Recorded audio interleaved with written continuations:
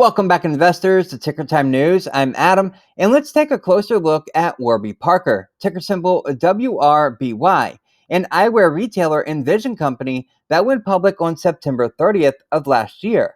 Warby reported quarterly results for the second time in its brief history as a public company, posting EPS and revenue that was generally in line with expectations. It was the company's disappointing fiscal year 22 guidance, though, that ignited a nasty 13% sell-off in the stock immediately after the numbers dropped from the earnings report.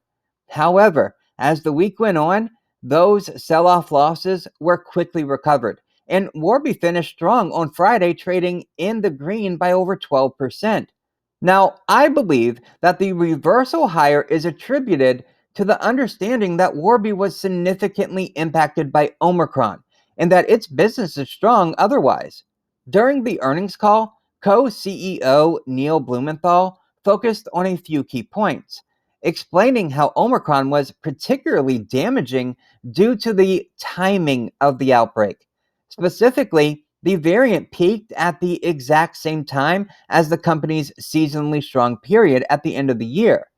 At that time, people looked to utilize the remainder of their FSA, or flexible spending account balances, resulting in a wave of purchases for glasses, contacts, and eye exams.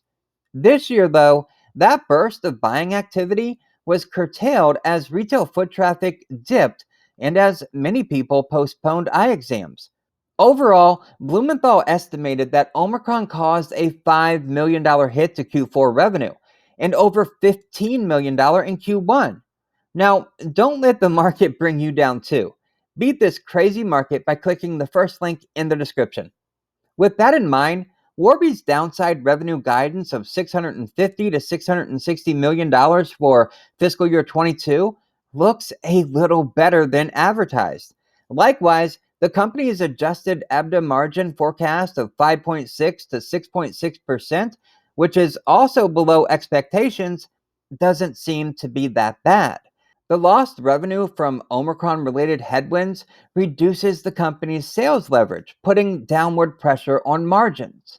Looking through a different lens that's not damaged by the virus, I see a business that has momentum with plenty of room for growth. Some key metrics and data points that support this view include the following. In Q4, Warby grew its active customer base by nearly 400,000, a new quarterly record, indicating that its omnichannel strategy is resonating quite well with customers. Originally an online retailer only, Warby has rapidly expanded its brick-and-mortar footprint, adding 35 new stores this quarter for a total of 161. After accounting for 56% of total sales in 2020, e-commerce now represents 41% of Warby's overall business. New store economics are impressive, with Warby targeting paybacks in under 12 months and margins of 35%. Key competitive advantages resides in the company's total vision care provider approach and its digital capabilities. Not only can customers purchase a wide range of eyewear through Warby's website and retail stores, but they can also complete virtual vision tests and try on virtually any frame through the app. Margins have remained resilient in the face of intense inflationary pressures, even without wide-ranging price increases. For the quarter, gross margin decreased by just 40 basis points year over year to 57%. And the company expects margins to remain consistent at this level throughout the year. Two primary factors are supporting Warby's margin performance. Number one, more customers are purchasing multiple product categories: contacts, eye exams, glasses, etc. And two, a favorable product mix of progressive lenses and frames with higher price points are contributing a larger portion of total sales. Now, the key takeaway from this report is that the severe knee-jerk reaction in the stock price was mostly unwarranted, in my opinion, since the main cause behind Warby's downside guidance, Omicron, is now in the rearview mirror.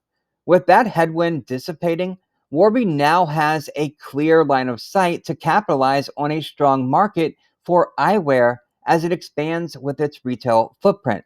What do you think about Warby Parker? Is it a fit for your growth portfolio? Let me know in the comments below.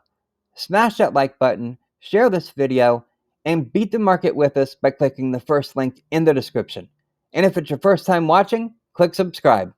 For Ticker Time News, I'm Adam. Thank you so very much for watching, and I'll see you in the next video.